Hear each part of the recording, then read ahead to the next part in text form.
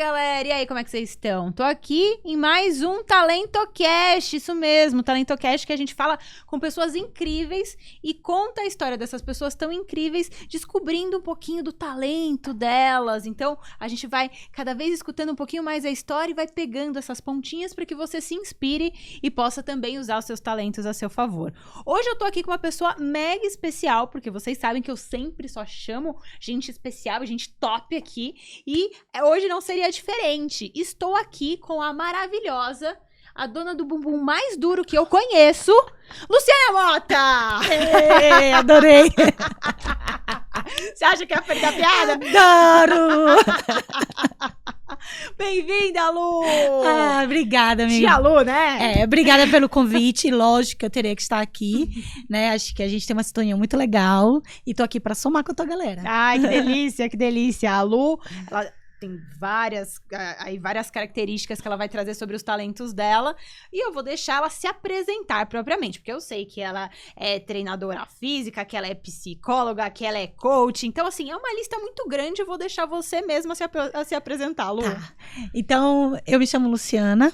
Eu acho que a melhor apresentação que eu tenho hoje pra passar é que eu sou mãe de 2 astros do basquete. Ai, que maravilhosa! Essa é a minha melhor apresentação. Adoro.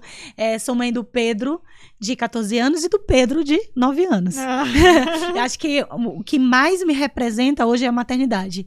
E que eu também sou filha de um Deus vivo que nasceu nessa vida para ter uma vida abundante. Amém. Essa sou eu. Fora isso, né? Também sou psicóloga, sou profissional de educação física e trabalho com emagrecimento emocional. Uhum. Eu alinho as duas vertentes, né, do físico com a mente para trabalhar em prol do emagrecimento. Que no fundo, o que eu busco, de fato, a bandeira que eu carrego é a bandeira da independência emocional feminina.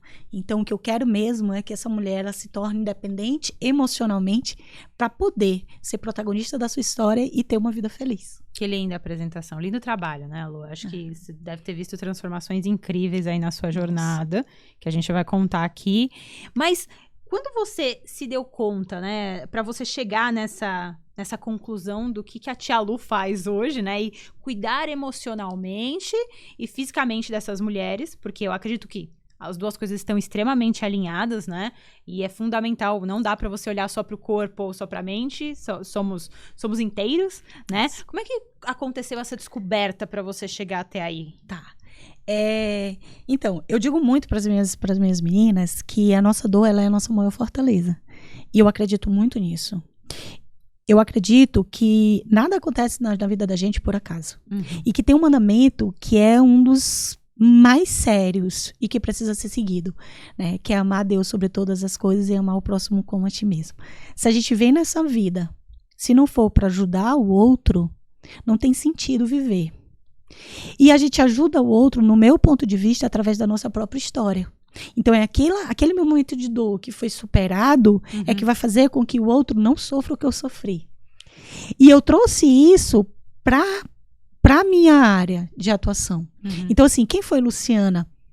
Luciana foi uma menina que sofreu bullying a vida toda, dentro de casa e fora de casa. Eu tenho 4 irmãos, 3 irmãos, nós somos 4, todos eles de cabelo liso e eu a única de cabelo crespo. Então, por muito tempo, eu escutei coisas de sentar na mesa do jantar e o meu irmão dizer assim, vai pai, fala aí pra ela que ela não é tua filha, olha como ela é preta, todo mundo aqui é branco, ela é preta. Fala aí, meu pai, na brincadeira, dizia, tu não é minha filha, tu é filha de Joãozinho e de Mariazinha, eu te achei na lata de lixo. E por muito tempo, eu tive uma mal percepção de quem eu era de fato. Né? Então, assim, eu odiava o meu cabelo crespo, odiava. Eu odiava o meu corpo porque eu era muito magra. Então, de alguma forma, eu precisava me dar bem. Eu precisava, de alguma forma, aparecer. E qual era essa forma que eu aparecia? Era através do esporte. Então, eu era a capitã do time, eu era melhor naquilo que eu fazia no esporte, porque era uma forma que eu tinha de me destacar. Era através do que eu fazia. Porque quem eu era de verdade, eu escondia. Então, eu era aquela muito legal, a piadista e a boa no esporte. E por muito tempo eu segui isso. E eu conto muito essa história. Eu tinha um tio que foi o cara que me ajudou a ser quem eu sou hoje. Porque ele me maltratou demais. Então, assim, ele já faleceu. Ele tinha 5 filhas. Lindas, lindas. Todas de cabelo liso, perna grossa, bunda empinada. Do jeito que eu queria ser e que eu não era. E todas as vezes que eu chegava perto dele, ele puxava o cós da minha calça e dizia assim, olha aí, ó, não tem mobília aqui. Tá faltando mobília. E ele puxava a calça assim, né? E eu realmente não tinha mobília. Porque eu pesava 40 quilos. Magrinha. Eu era a Olivia Palito, eu era o Vassourito, porque meu cabelo ainda era da hora. Eu era reta e meu cabelo, por ser crespo, os meus irmãos brincavam comigo. Eles diziam assim, ó, deu 6h30, tomou banho, o cabelo tá 6h30. Cabelo vai secando, vai dando meio-dia, porque ele faz isso. E eles brincavam isso muito comigo o tempo todo, o tempo todo. E aí tu imagina que é conviver numa casa onde tu tem 3 irmãos de cabelo liso, inclusive os meninos com o cabelo caído na testa e o meu cabelo crespo. Então eu não aceitava aquilo. E eu me achava completamente diferente mesmo, sabe? E aí o que acontece? Eu tinha um sonho de ter a perna grossa. Era o meu sonho. Eu queria ter a perna grossa. E eu lembro que quando eu tinha uns 9 anos, eu cheguei no aniversário, eu pedi pra minha mãe cortar a franja, porque eu queria ter franja. Cara, por que mãe faz isso, né? Eu queria ter franja. E a minha mãe, ela fez o que eu queria, né? Então ela cortou a minha franja. Agora você imagina, um cabelo crespo cortado uma franja. E eu cheguei nesse Natal, eu tava com uma roupa toda amarela, lembro como se fosse hoje. Eu cheguei com rabo de cavalo e franja. E aí, quando eu cheguei nesse Natal, o meu tio, ele virou pra mim, parou a festa, quando eu cheguei. Ele disse assim, olha, cortou o cabelo, tá linda. Além de ser prático, porque essa tua franja ajuda a fumar um cigarro na chuva e o cigarro não vai apagar. Porque a franja estava assim.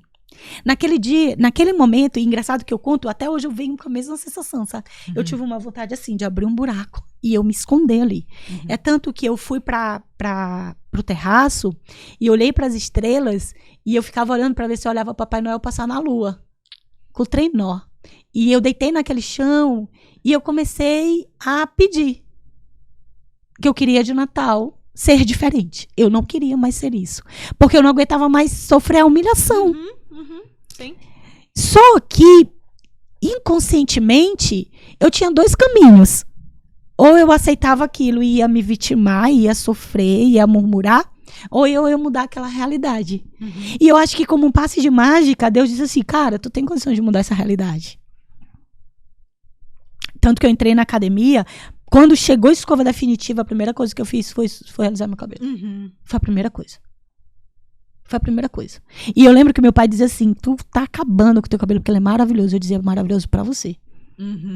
Pra mim, ele não é maravilhoso. Só eu sei o que eu escutei. A vida toda. A vida toda. Então, assim, era cabelo de chitãozinho chororó, porque minha mãe cortava ele batidinho aqui pra ele não ficar muito. Enfim. E essas questões fizeram com que eu me transformasse. Então, eu entrei na academia, na musculação, aos 16 anos. Eu tenho 45. E a musculação, o exercício físico, o treino, ele me trouxe algo que outros lugares não me trouxeram. Que era o resgate da minha identidade. Me trouxe uma nova percepção do meu próprio padrão mental de corpo. Me trouxe um poder sobrenatural, porque eu consegui. E o fato de eu conseguir transformar o meu corpo me trouxe crenças fortalecedoras gigantescas. Porque, como eu digo, uma mulher que consegue transformar o corpo dela, ela consegue tudo na vida. Tudo. E a partir dali, eu tive uma nova vida. Então, eu tive uma vida antes da musculação e eu tive uma vida depois da musculação.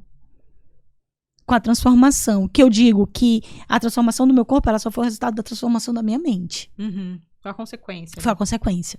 Então, assim, desde muito cedo, eu quis estudar psicologia. Tá. Eu quis. Eu queria muito entender as emoções. Eu queria entender o comportamento. Eu tinha a ideia que a psicologia ia me possibilitar entender o que as pessoas pensam, sem elas precisarem abrir a boca. Eu tinha isso na minha cabeça. não é verdade. Mas, enfim. E aí, eu entrei na psicologia, não tive outra, assim, não foi uma área que eu pensei 2 vezes, não, eu quis aquilo. Então você fez primeiro psicologia? Primeiro psicologia. Eu pensei que você tinha feito primeiro educação física. Não, eu fiz primeiro psicologia. E aí, o que acontece? Eu fiz psicologia, eu entrei na faculdade em 98, quase da idade de Belchior aqui. Verdades têm que ser ditas, né? Putz, valoriza.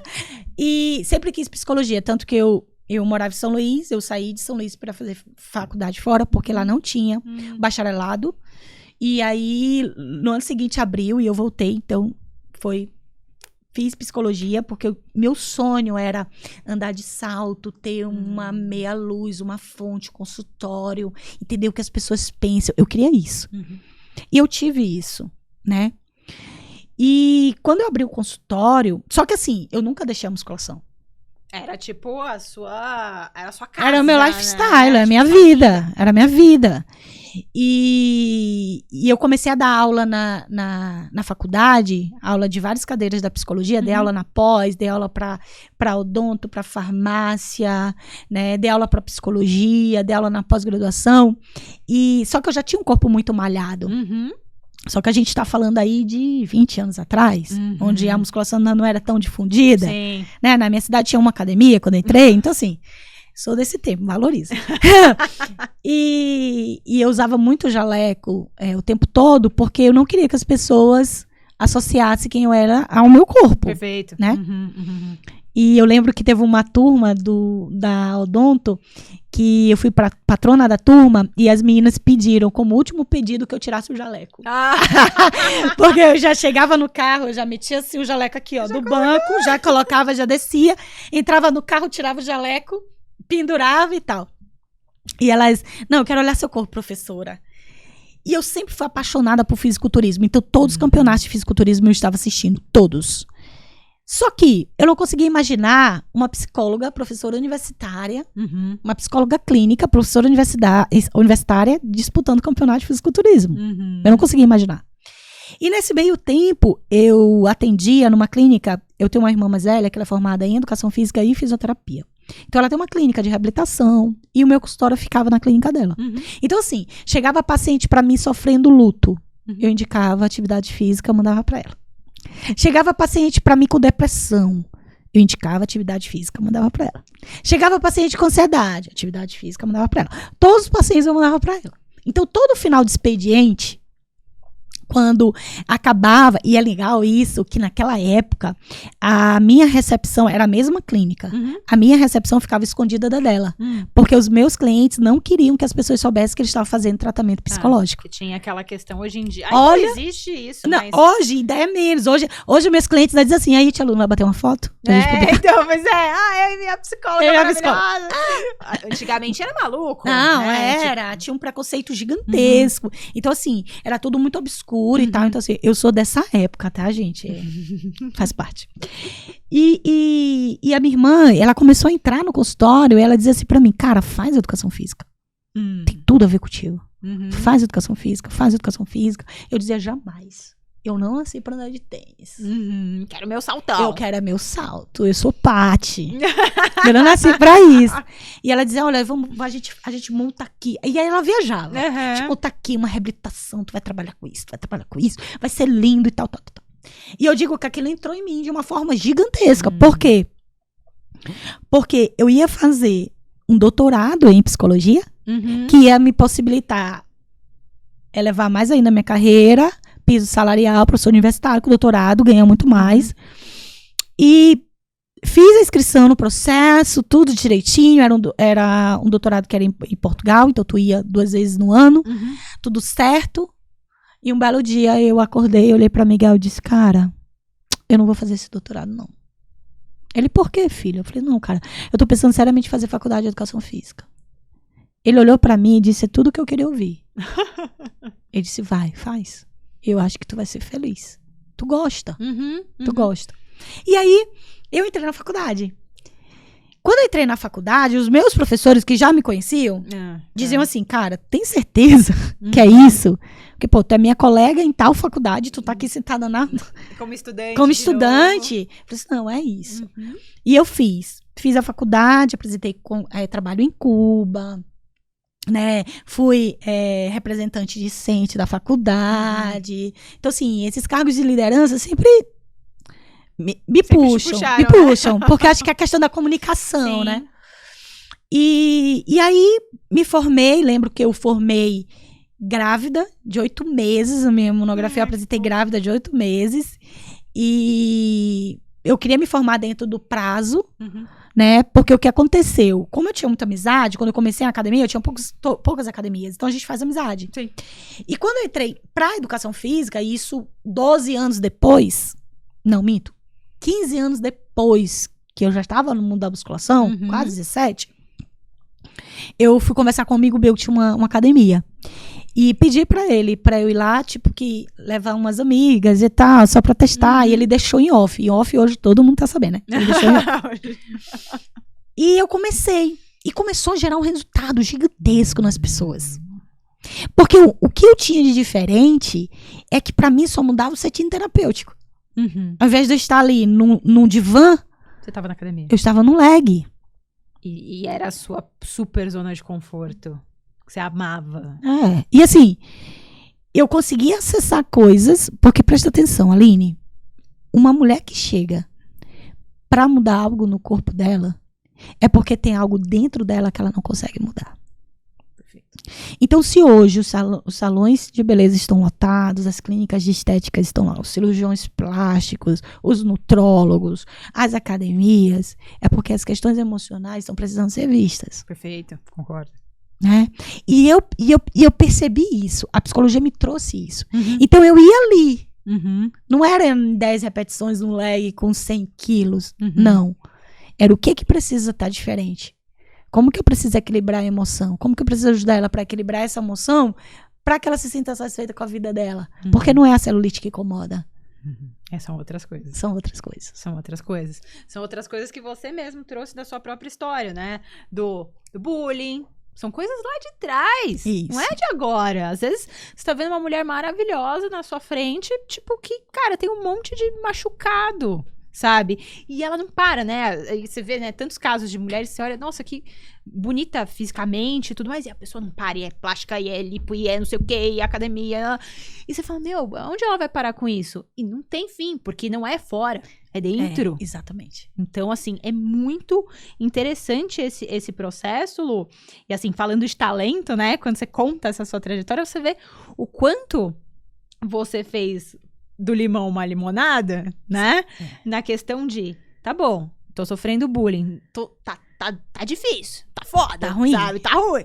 Então, o que eu posso fazer com isso? Quero me destacar. Como que destaca? Tem facilidade de liderança. Pô, você é uma líder nata, né? Tipo, você sempre puxa. Sempre que você conta uma história pra mim, você sempre fala, porque eu fiz tal coisa e puxei a galera. Porque eu puxei a galera, criei um negócio, puxei a galera. Então, você tem esse talento de liderança, esse talento de influência, né? Pelo que com certeza foi desenvolvido por conta da sua própria dor. Sim. Sabe? Então, quando você para pra olhar isso, você vê, tipo... E com certeza você curou já muitas coisas por conta dos seus Ainda próprios estou curando, processos, né? que é eterno, faz né? parte. A gente faz parte, mas olhar pra trás hoje, provavelmente, não é tão dolorido quanto olhar lá pra trás, antigamente, e você olhar e falar, puta, e olha, isso me transformou na Luciana que eu sou hoje. Que animal, sabe? Então, assim, é muito o que você trouxe sobre as nossas dores nos fazem o que somos hoje. Pra quê? Porque no fundo, existe um propósito. Se você não tivesse passado por isso, você não ia estar ajudando a quantidade de mulheres que você ajuda. Isso mesmo. Sabe? Aí você para pra pensar, então talvez eu tivesse que passar por aquilo, porque eu tive condição de suportar, porque você teve, com a trancos e barrancos, que não é nada fácil, mas hoje você tá ajudando quem não conseguiria sozinho. Exatamente. E é interessante isso, eu gosto muito de ter essa percepção que Deus já tem scriptado a novela na nossa vida toda, né? Eu gosto muito, isso me traz uma segurança quando eu penso assim, porra, Deus, O coração, paizão, tá scriptado, tá escrito. E a gente precisa só pegar as oportunidades daquilo que a gente vive. Uhum. Porque, como eu tava te falando antes da gente começar a gravar, se não for pra testemunhar, se não for pra ajudar, Sim. pra que é? Pra quê, né? Pra que é? Né? Eu acho que nenhum sofrimento, ele é um sofrimento à toa.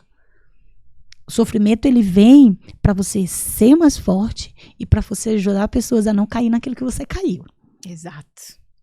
Então, é crescer e contribuir. Eu só consigo crescer se eu contribuir. Uhum. Então, se eu tô num degrau aqui, eu vou chamar a galera, vem pra cá. Sim. E eu vou subir o outro. E galera, tem mais um aqui.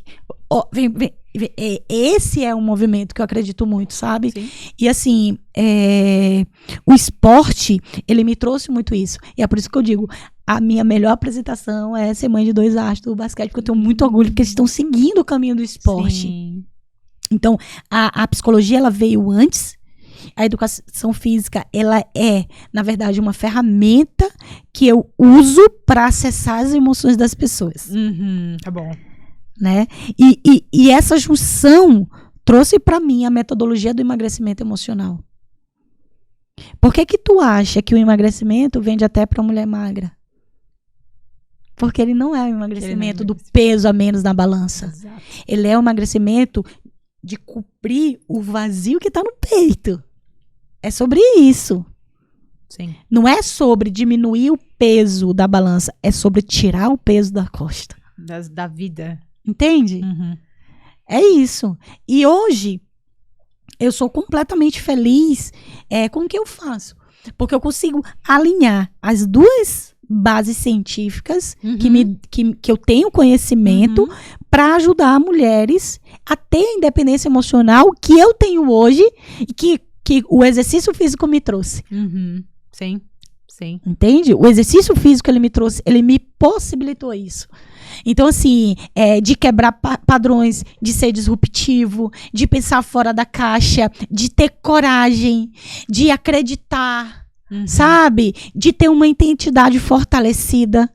Porque se eu entendo que eu sou filha de um Deus vivo e eu sou uma mãe e eu quero o melhor para os meus filhos, eu tenho certeza que Deus quer o melhor para mim. Exato. Não tem Acabou. como. Acabou. Sabe? E ainda mais quando a gente tá num caminho fazendo bem, né? Exatamente. Como? Sabe?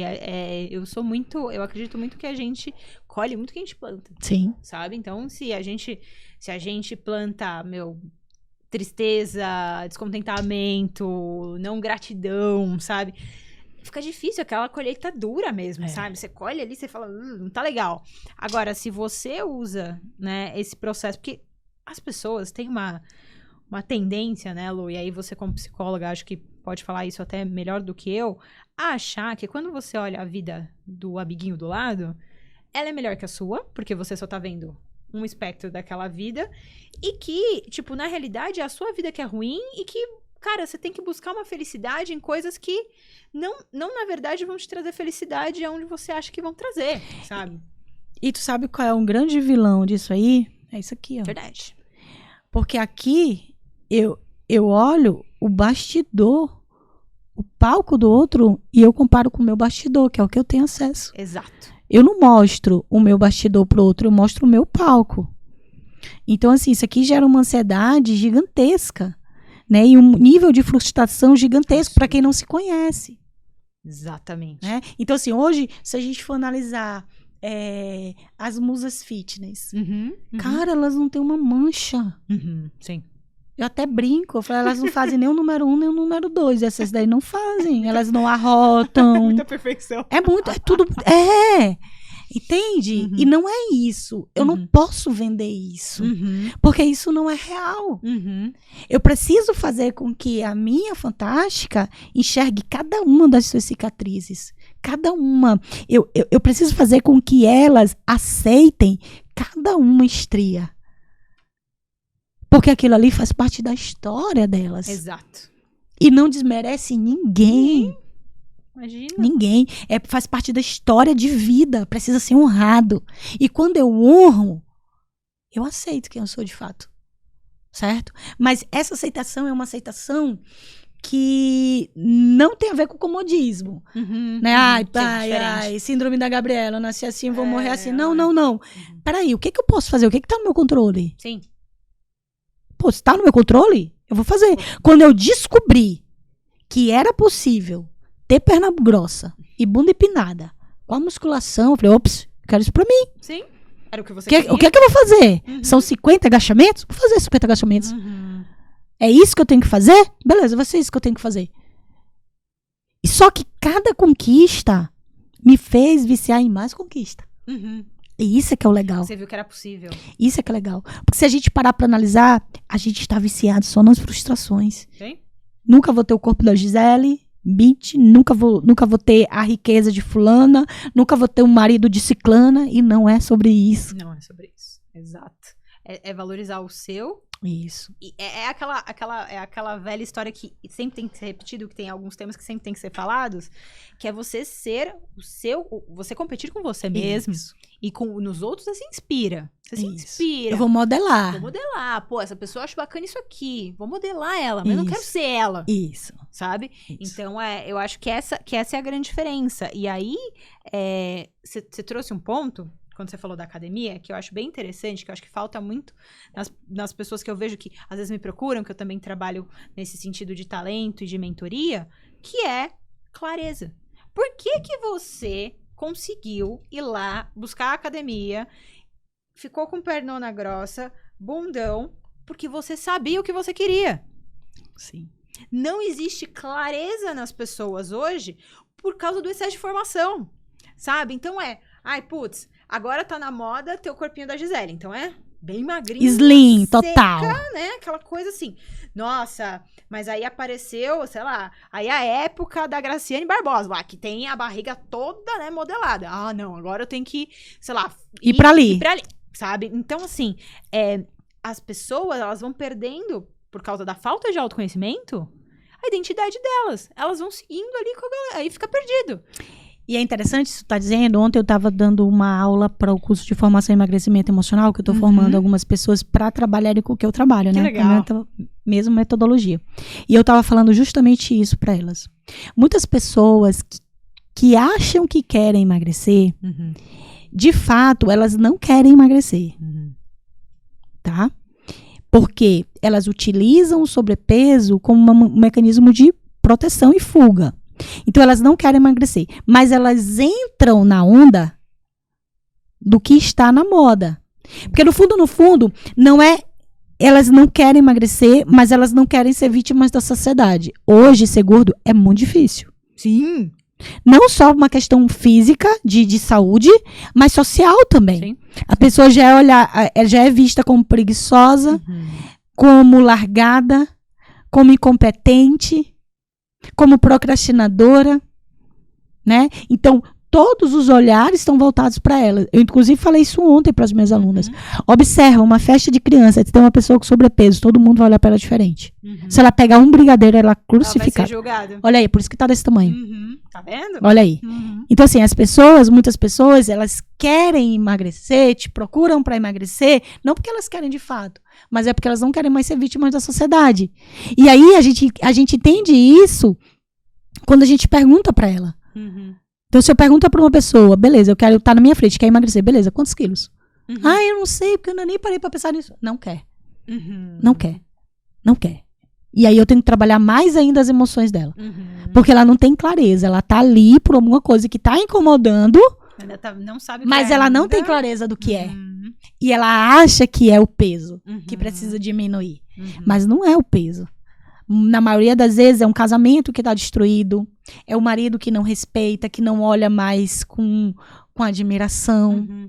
Às vezes é uma mãe que tá enchendo o saco. Ah, porque tu tá gorda, porque tu tiveste filho e não voltaste teu corpo. Tu tá grávida. Tu sabe disso. Muita gente vai chegar pra ti e vai dizer, agora come por 2. Imagina. São 2, então tem que comer por 3. Come por 3. né? Quem E vai aí, pagar a conta, ela sou eu no final. e essa mesma pessoa que vai chegar pra ti vai dizer assim, poxa, Aline, tu tá grávida, eu tenho que te cuidar, olha, tu não engordou nada, tu tá muito magra, tu tá muito não sei o quê, tu tem que comer, né? Essa mesma pessoa vai ser a pessoa que vai te cobrar depois que os neném nascerem e tu ainda estiver com sobrepeso, ela vai te cobrar, nossa, mas tá muito largada. Exatamente. Tu te Você largou. emagreceu ainda? Não emagreceu, tua barriga ainda não voltou. Nossa. Meu Deus, porque a da Virgínia... Você viu a Virgínia? Ela teve a menina, ela No voltou. outro dia. Bem No outro... Então, assim, a gente é cobrado todo tempo todo. tempo. Todo tempo. E se a gente não tiver um mínimo de equilíbrio emocional, vai gerar ansiedade. Se balança. E essa ansiedade vai gerar problemas maiores, porque a ansiedade ela é só a pontinha da iceberg. Sim. Tem Vai gerar... toda uma questão por trás. E uma coisa que eu queria te perguntar, Lu, você como profissional tanto da mente quanto do corpo, eu queria te perguntar sobre a sua opinião, por exemplo, hoje a gente tem a questão da obesidade, que é muito discutida, da gordofobia, que é muito discutida, mas a gente também tem pessoas muito fortes nas redes sociais que pregam um pouquinho de, tipo, é legal ser gordo. O romantismo, né? Exatamente. Eu sou, tipo, gorda, sou feliz e, tipo, sabe? E trabalham isso de um lado que eu, particularmente, tenho alguns questionamentos ali, porque eu acho que você tá falando pra muita gente, sabe? Então, é meio complicado. Se a gente partir do princípio, Aline, que o sobrepeso, a obesidade, ela é uma doença e ela precisa ser tratada como tal, Tá bom? não se pode romantizar. Perfeito. Eu não posso romantizar uma doença. Perfeito. Eu não posso. Eu não posso deturpar os valores. Uhum. Se eu romantizar a doença, se eu disser que isso é legal, eu tô assinando embaixo que todos os dias eu posso me suicidar. Porque cada dia, se eu tenho obesidade, cada dia que eu como muito, é um dia menos que eu tenho. Se eu tenho obesidade, cada dia que eu não treino, é um dia menos que eu treino, que eu tenho. Então, se eu for romantizar isso, eu vou estar assinando embaixo que a obesidade é legal. Então, eu tô dizendo que ter uma doença é legal. Então, assim, sou completamente contra o romantismo. Eu acho, sim, que não pode ter preconceito. A gordofobia, não. Mas isso não pode tirar o crédito do quão é sério a obesidade. Perfeito. Entende? Porque hoje a gente vê, outro dia eu tava vendo no YouTube, por exemplo, vários canais de pessoas que comem. Vou comer 100 hambúrguer agora eu vou comer 200 chocolate, agora eu vou fazer um milkshake com 20 quilos de sorvete. Isso é loucura. E aí eu tô atestando embaixo que os maus hábitos são legais. Sim. Eu tô atestando embaixo que aumentar meu índice glicêmico no pico de insulina. Tá tudo bem. Tudo isso pra quê? Pra ter like? Pra ter views? As pessoas se matam pra ter views. E isso pra mim é assustador. Sim. Então, assim, uma coisa é eu ter sobrepeso, estar feliz com a minha vida. Perfeito. Mas eu não posso aceitar esse sobrepeso porque é uma doença. Sim. Não quer dizer que porque eu tenho sobrepeso, eu tenho que ficar triste, depressão, me sentindo a melhor pessoa do mundo. Não. Entende? Sim. Então, assim, as pessoas que romantizam a obesidade, eu sou completamente contra. Não pode. Não deve. Precisa estar muito claro, obesidade é uma doença. É uma doença, uma das doenças que mais causa morte. Entende? Eu não posso contribuir com isso. Já basta todas as questões sociais contribuírem com isso. Porque hoje a gente vive num mundo onde a gente quer o quê? Praticidade. Esse meu celular bem aqui, ele me dá bem aqui um aplicativo chamado iFood. E se eu tiver que pedir alguma coisa e não estiver na corrida, eu vou pedir uma coisa rápida. Essa coisa rápida, ela vem cheia de produtos industrializados. E eu vou botar isso pra dentro, às vezes comendo em pé, às vezes na correria. Eu não paro pra comer, eu não paro pra aquele momento. E aí o que acontece? Eu nem mostro pro meu cérebro que eu comi, mais tarde eu tô com fome de novo.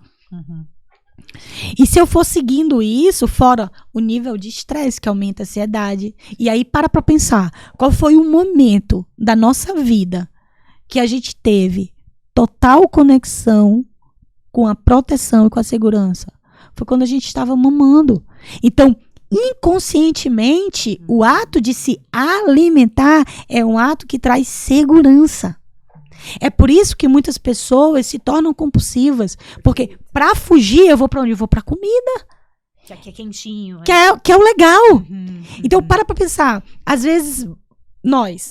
A gente tá insegura, tá com alguma coisa, vai deitar na cama. A gente deita como? Deita em posição fetal. Sim. Porque o maior lugar que a gente teve segurança na nossa vida foi intrauterina. E teus filhos, vai ser o maior lugar de segurança da vida deles vai ser essa. Fora isso, qual é a maior conexão? É no leite, do peito, aqui, ó. Só que isso tá enraizado aqui no meu inconsciente. E eu vou ter uma relação com comida de quê? De segurança. Entende? Sim. Então é muito forte. E se eu fizer se eu romantizar a obesidade, se eu fizer disso algo que é legal, eu tô dizendo para todas as pessoas do mundo que ter uma compulsão é bacana. Exato. E eu não posso fazer isso. Exatamente. Que são coisas... esse eu vejo que é a principal questão. Que a pessoa confunde a aceitação daquele momento. Sim. Tipo, olha, estou com obesidade, eu não vou entrar em depressão, que é uma outra... Sim, eu não tô com a cintura fina, mas tipo, tô bem. Tô bem, sabe? E tá tudo certo. Putz, é muito legal ser assim, sabe? É diferente. Tipo, vem pra cá, pula na piscina que tá quentinho, sabe? Pô, sabe? Então, eu acho muito complicado, porque eu já vejo casos de adolescentes que seguem esse tipo de comportamento por causa de influencers, e aí comem demasiadamente por causa dessa questão que você trouxe, super importante, de ter remete àquela questão de segurança, entra nessa onda de realmente compulsão alimentar e fala, mas tá tudo bem, porque é meu corpo, minhas regras. Sim, seu corpo, suas regras. É top, mas não é pra você ficar doente. Isso, exatamente. É exatamente isso. Então, se a gente parar pra olhar, pra enxergar a obesidade como uma doença, que ela não tem por que romantizar a doença. Gente, não se romantiza a doença. Exato. Eu não posso romantizar uma doença. Eu preciso agir ali. E como é que eu vou agir ali? Tendo hábitos saudáveis. Sim. O ser humano é um ser que nasceu para estar em movimento. Nós nascemos para estar em movimento. É da nossa ancestralidade. Exatamente. Né? Se eu não coloco o meu corpo em movimento, eu tô pecando contra a minha própria natureza. Sim. Então, eu não sou a favor, Aline, das pessoas que... eu vou fazer uma dieta, vou seguir um protocolo de treino porque eu quero entrar no vestido do Réveillon, porque eu tenho um casamento tal para ir. Não é sobre isso. É sobre amar a jornada de saúde da tua vida. Tu precisa te enxergar com 80 anos, com 90 anos, praticando exercício físico, te alimentando bem. É lifestyle. É a vida. Entende? Então, assim, eu acho que o Brasil, ele já é o país mais ansioso do mundo. Ele já ganhou esse título. Que título? Pois é, que título? Títulozão. E com isso, aumenta muito, né, o nível de obesidade. Se a gente parar para analisar, 80% das mulheres de 29 a 35 anos estão com sobrepeso. Nossa, é muito alto esse índice, eu não sabia disso. Muito alto. É muito alto. E aí a gente pode atribuir isso a vários fatores. Não só o título, né? Porque se eu tenho uma ansiedade, eu vou fugir para algo que me dá mais prazer. E, obviamente, vai ser no chocolate, vai ser na pizza, vai ser no hambúrguer. E por aí vai. Mas no próprio padrão de vida, né? Se a gente parar para analisar, a mulher, ela tá uma guerra que nem ela mesmo sabe o tamanho da guerra que ela tá. Mas é uma guerra para uma igualdade de gênero, né? E eu digo muito isso. Eu seguro a bandeira da independência emocional feminina, mas eu não gosto do discurso feminista. Também não gosto. Também não gosto do discurso machista. E tampouco do discurso vitimista. Perfeito. Porque vítimas não vencem. Exato. Né? Então, eu acho que a gente tem que ter o feminino, sim. A energia feminina, sim. Somos diferentes, sim. Graças a Deus. Ainda bem. A gente tem mais empatia, a gente tem mais compaixão, flexibilidade, tudo isso que nos garante ser diferente. Exato. Isso é maravilhoso.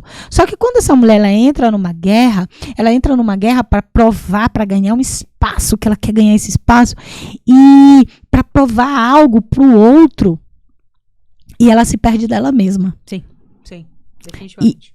E eu vejo isso muito claro. E é por isso que o índice de obesidade aumentou entre as mulheres. Porque é muita pressão. Sim. E aí você tem que ter uma válvula de escape ali. Ok, isso. Fora a necessidade de usar o sobrepeso para ter força.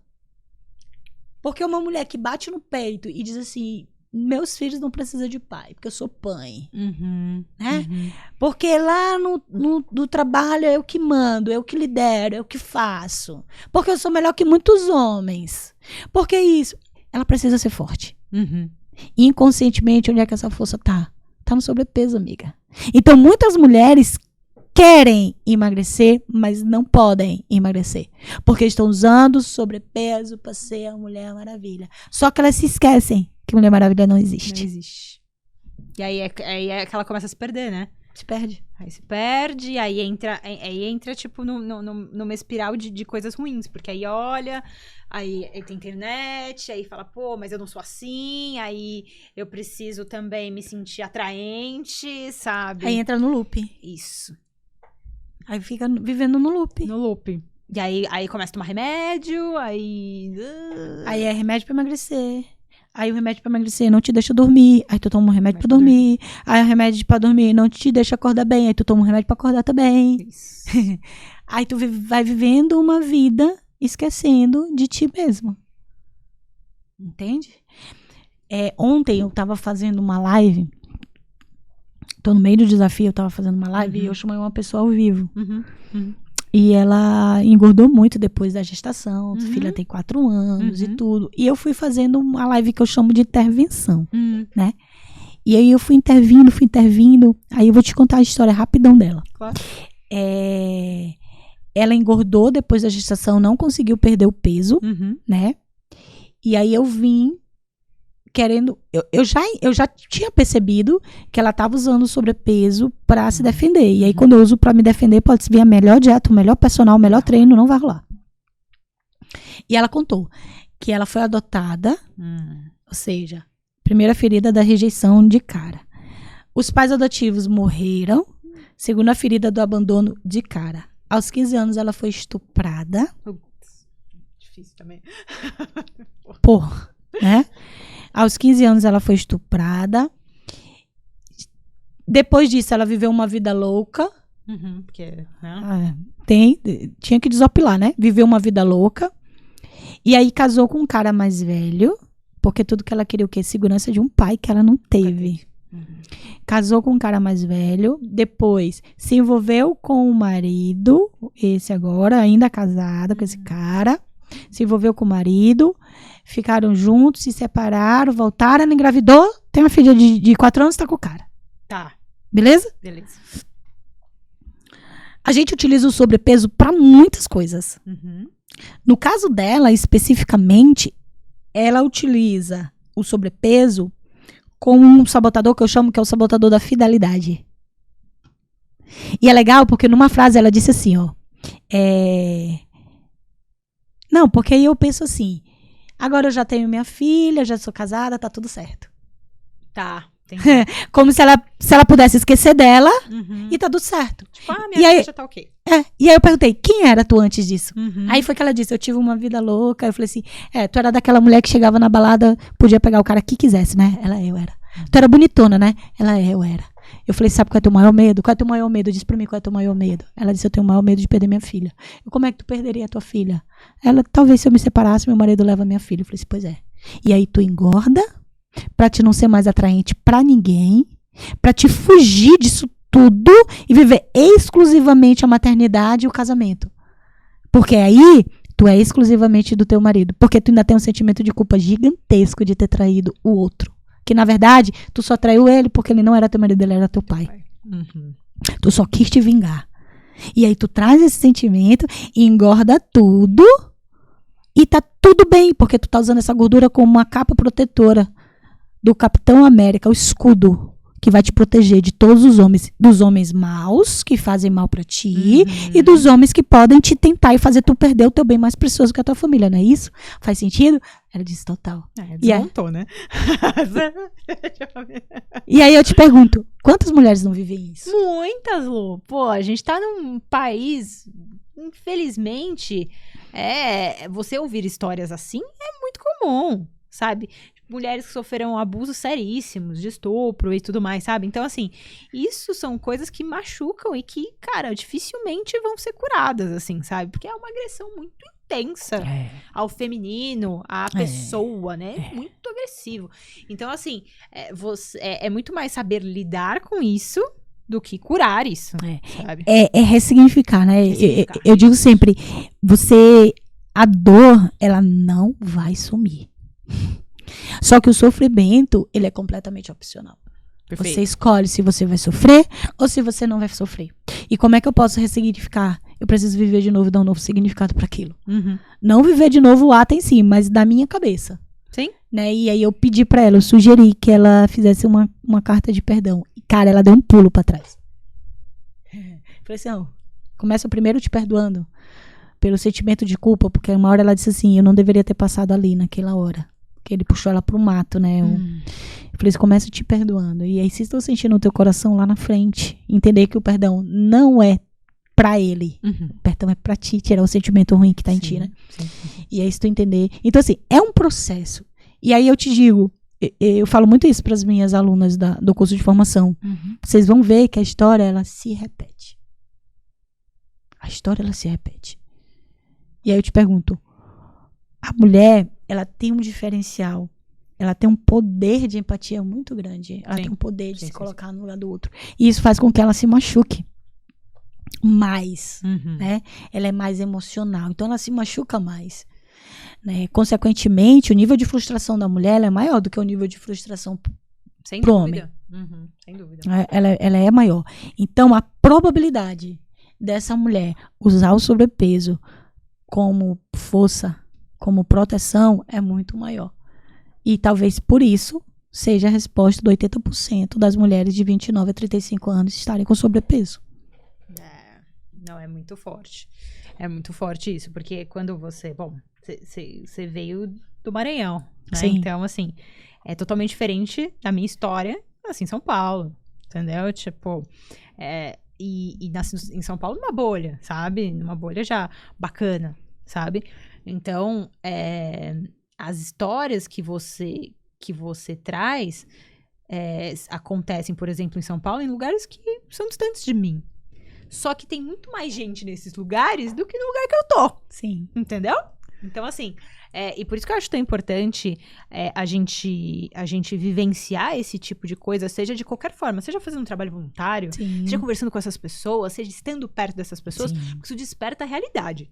Sabe? Porque senão a gente fica numa bolha bizarra, onde a gente acha, não, mas, tem um caso ali, tem um caso aqui. Não, é muito maior a parada e o problema é muito mais sério do que parece. E quando a gente percebe isso, Aline, a gente observa o seguinte, cara, quantas mulheres não vivem isso achando que isso é normal? Só que isso só é o comum. Exato.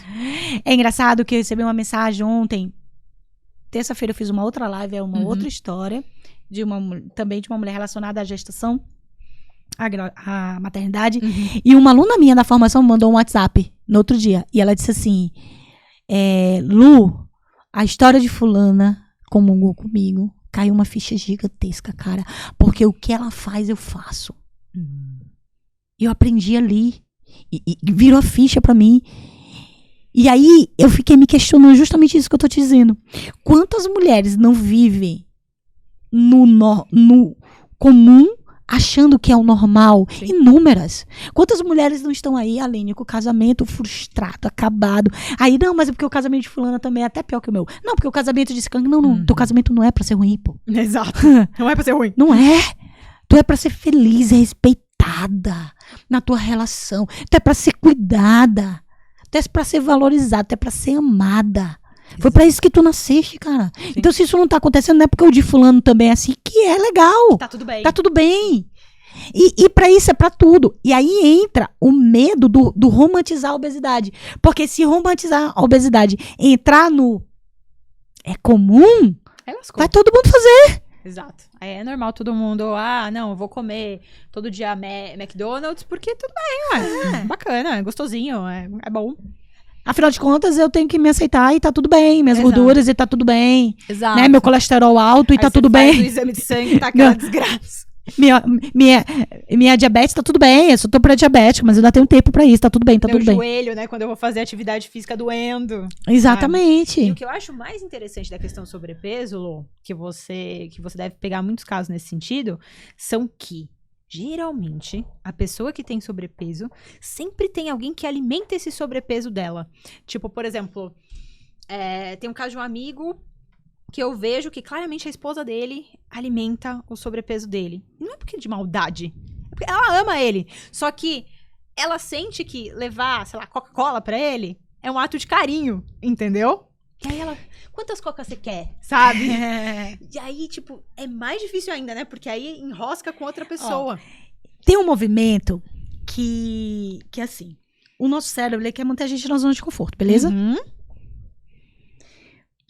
Pro meu marido mudar os hábitos dele, no caso desse exemplo, o que é melhor? É eu levar... Tem 2 âmbitos que eu vou trazer um raciocínio pra gente. O que é melhor?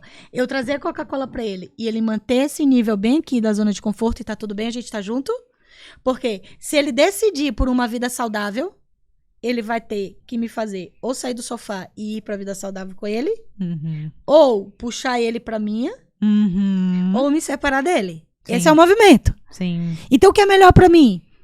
Eu mantenho a Coca-Cola aqui, tá todo mundo aqui, tá tudo bem, ninguém sai daqui do que tá confortável. Isso é um ponto que a gente precisa analisar. Sim. Acontece muito esses casos do contrário. As minhas fantásticas entram, começam a melhorar o corpo, começam a se alimentar melhor, os maridos começam logo a implicar. Sim. Implica. Teve um marido que já chamou até de seita. Tu tá nessa seita. Eu sou líder de uma seita, Oh, meu gente. Líder de uma seita. Por quê? Por conta da mudança. Beleza. Algumas com muito... Consegue trazer os maridos. Eu tenho um marido que treina escondido, assim. A aluna tá treinando na frente da TV e ele tá aqui do lado, de gradinho. E é massa isso, é bacana, mas é um movimento natural. E aí tem uma outra coisa. De repente, essa esposa dele, ela recebeu amor em forma de alimento. E ela tá amando em forma de alimento. Perfeito. Eu tô só reproduzindo o padrão.